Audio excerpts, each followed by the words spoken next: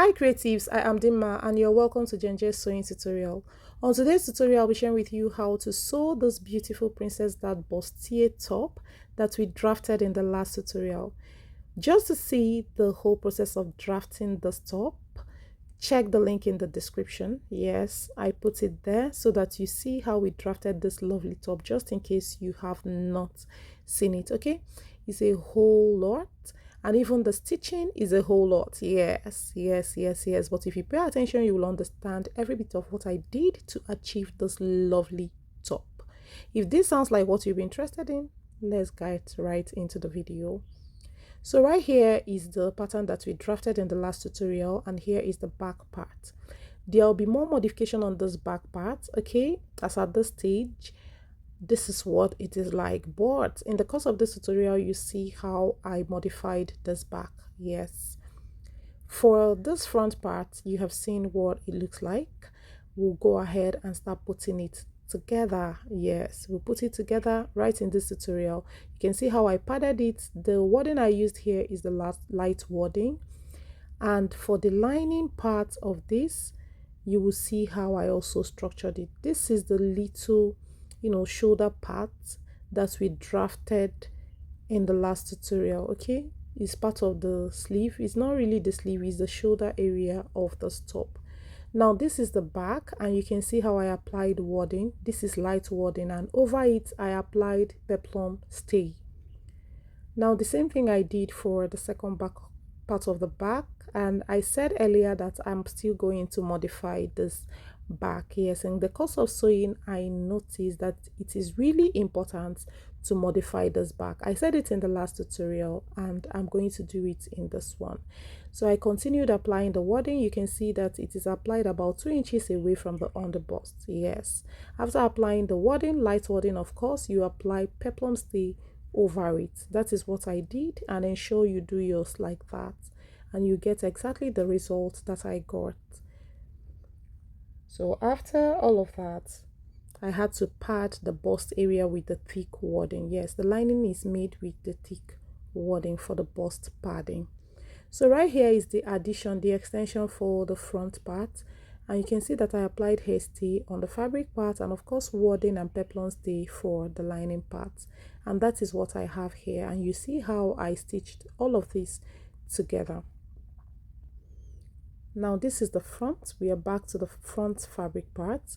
Before I start stitching all of this together, the first thing to do is to go ahead and apply chantilly to the center front of this pattern. Yes, so there is chantilly on the design at the center front, and that is what I'm going to cut out right now and then stitch it down on the center front before I continue with the whole of the sewing process, because this is the best time to do this.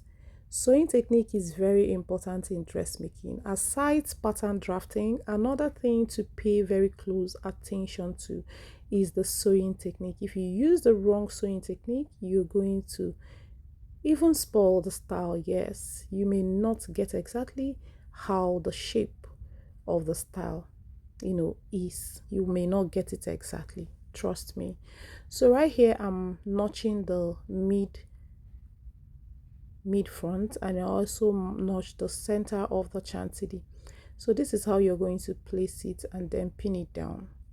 Watch closely what I'm doing and ensure that you do exactly what I did here to get the result I got. So I pinned it down, and I'll go ahead and also pinch the two sides, just as you can see me do right here, and pin it down as well with your office pin. But if you feel you can manage it without pinning it down with office pin, please go ahead and do just that. Okay, but for beginners, pin it down, as this will make the sewing process quite easy for you.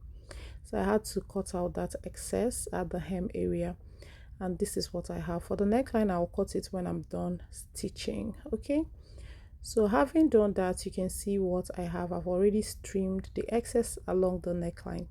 So right now I'm going to follow the notches and then join the sides. That is the Princess Dart area right now. So having joined it, you can see what it looks like. So beautiful, so beautiful. And I will go ahead and keep it this way and turn the neckline. Okay, the usual way you stitch, notch and top stitch, then I ironed. You can see what it looks like after all of that. Then the next to do is to, you can see the extension here. Yeah, that is because of the sleeve, because part of the sleeve was cut into, entered into that princess cut. I hope you understand. So that is why that excess is there, which is going to go out at the end of the day. I'm going to trim it out, but I just had to explain to you why it is there. I actually used the back part of this, shoulder part to cut the front and the back, because the princess cut entered into the front pattern. I hope you get what I am saying. So this is me trying to stitch part of this shoulder line. You can see where I stitched and notched and top stitched. Okay, so this is the extension of the sleeve. Please, if you've not seen the pattern drafting of this, do well to see it so that you won't be confused of anything that we are doing here. It's so important that you see the pattern drafting tutorial so that you will get to understand every bit of what we have here. So here I am using my mat to gauge where the shoulder is so that I'll place this sleeve appropriately. Okay, so here I have gauged it and I am marking where the sleeve is supposed to join to the body. Okay, now I have to mention that the sleeve tutorial is not in this tutorial. Yes, because this tutorial is already too long and I cannot put the sleeve as well here. It will be too long. So but I promise to upload the sleeve tutorial in no time, at most in 2 days. The sleeve tutorial will be up on the channel because I'm quite busy now, and yes, that's why it has to take up to like 2 days so that I'll be able to put it together in a form that I can upload it right here. So here I am, and you can see that I have attached the sleeve. So I've stitched it down just as you can see. I've attached that shoulder area. I've stitched it down and you can see how beautiful it's looking. I'll go ahead and continue with the back pattern. So this is the back pattern, and you can see the extra that I folded in earlier. Yes, from the pattern drafting I folded it in, and I'll be trimming it out when necessary. So this is the front part, and I'm using it to mark where I want the modification of the back to be. Yes, so this is the modification I'm talking about, and I just use the front part to trace it because the back is supposed to complement the front. So here I am cutting it out. Now the next thing I'm going to do is to bring the back pattern and then cut out this back part. I've already cut the back pattern, but this is a modification. I'm going to place it like so and then cut it out, and also cut the lower part separately because what is remaining here can no more cut the lower part. So I just had to cut the upper part like this, and then for the lower part I'll cut it separately. Every other thing remains the same. So that is it. Here I have cut the upper and the lower parts for the fabric and the lining, just as you can see right here. I have done all of that here, and you can see I've applied the hairstay, I've applied everything the way it is supposed to be. You can see the front part, I've applied the wadding and all of that, and I'll keep it aside till when I'll be needing the lower part. I'll continue with the upper part of the back and stitch it just as I did with the upper part of the front. I hope this makes sense. So because I cut it the way I did, I will need to trim out a little bit of that wadding. Okay, so right here, this is what I have for the fabric and the lining. I'll go ahead and close up the neckline for this back. So after closing up the neckline, this is what it looks like. I'll go ahead and attach this extension of the shoulder that we drafted in the pattern drafting tutorial. Do well to watch it. The link will be in the description box. I don't know how many times I have said this. This is just for you not to be confused of anything that I am doing right here. So having done that, having stitched that extension of the shoulder, I will then go ahead and apply other sewing techniques. So watch closely to see what I'm doing right now. I'll just place the shoulder like this and stitch it lining to lining and fabric to fabric. So when I did that, you can see what it looks like. You can see what it looks like. It's really gorgeous already, really coming out nice. And yes, this is what I have, obviously. So I'm going to stitch down this part and this other part of the armhole as well. So you can see how I turned it to stitch down the armhole part. I notched it as well, and I will be top stitching. Do exactly what you can see me do right here.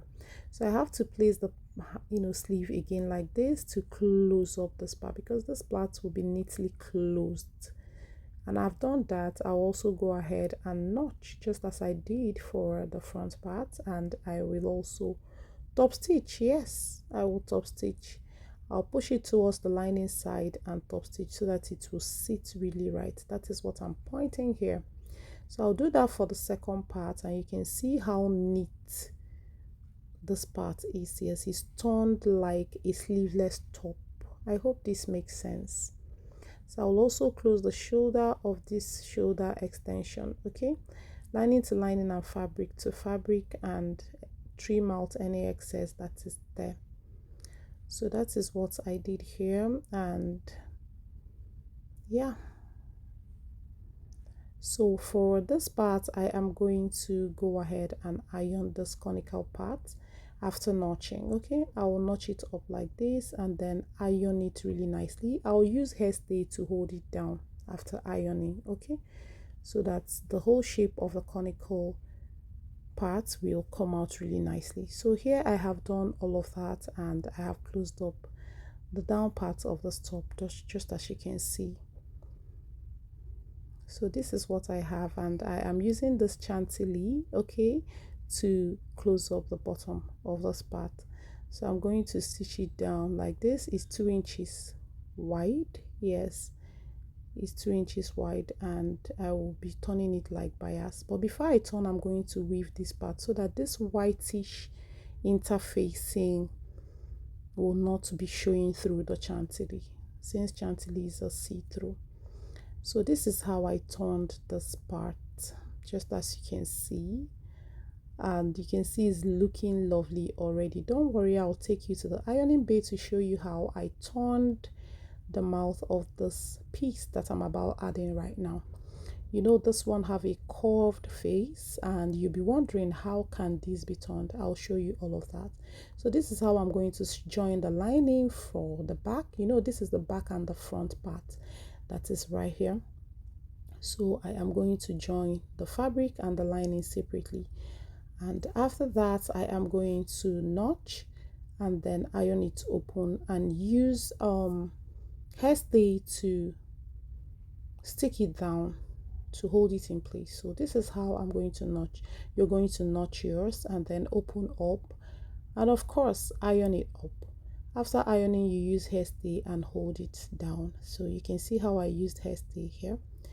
You can see, and I'll be joining the two of them together like this and stitching it all round together. That is how you're going to do yours as well. So after stitching it all around together, it's advisable that you trim off any excess like this, and as well weave so that everything will be neat. Yes, I mean serge. Okay, so you can see how I'm trimming every excess there, and I will go ahead and serge or weave this part. So this is how it's going to join the top after we are done with everything we need to do with that lower part. Okay, you can see that the top is coming out really nice already, and you can see how perfectly it is matching. That is why pattern drafting and ensuring that you put notches and following your notches are so important in dressmaking. Okay, so you can see me here using the same bias that I used to turn the upper part. That is what I'm using to cut out this. Okay, it's about 2 1/4 in width. So ensure that you use the same so that everything will be uniform, not some of them bigger than the other. It won't look nice.